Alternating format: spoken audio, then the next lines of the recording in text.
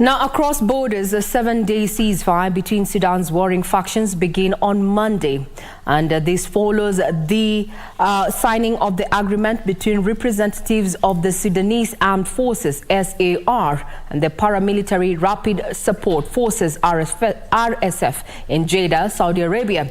At least 850 people have been killed in the hostilities. Thousands of Sudanese have fled to neighbouring Chad, where a humanitarian crisis is looming. As part of the 7-day humanitarian ceasefire signed on Saturday, the 20th of May 2023, warring parties in Sudan agreed to restore essential services. Fighting between Sudanese Armed Forces and the paramilitary Rapid Support Forces has plunged the country into chaos, with more than 1 million people thought to have been displaced.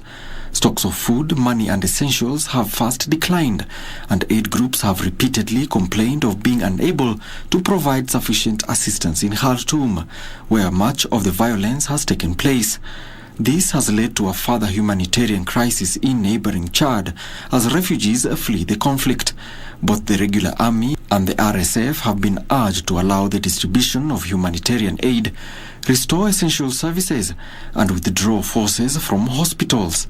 In eastern Chad, about 400,000 Sudanese refugees have already been hosted for the last 20 years. The Gaga refugee camp is one of the only 2 refugee camps in the east of Chad, which has for the last 2 decades hosted roughly 20,000 Sudanese refugees. The United Nations High Commissioner for Refugees, UNHCR, plans to relocate 10,000 new Sudanese refugees to the Gaga camp. The refugee agency is already expanding the infrastructure in the camp to accommodate the new arrivals. So far, 1,000 of them have been settled at the Gaga refugee camp.